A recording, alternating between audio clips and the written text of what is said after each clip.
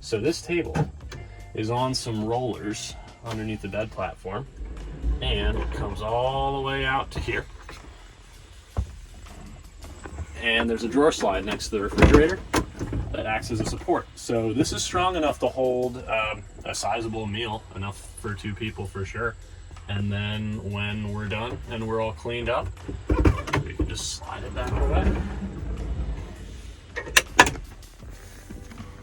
Now underneath the table, we have a pass-through door to the garage, which is super handy, especially when it's rainy outside and you want to try to get in there to grab something or maybe troubleshoot your electrical system while it's raining.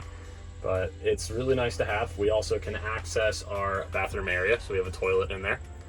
And also the heater is over there on the left side. Click here to watch the full van tour. We're also uploading our van build series showing how we built out this van for just $8,000. Subscribe and hit the bell to be notified when a new video drops.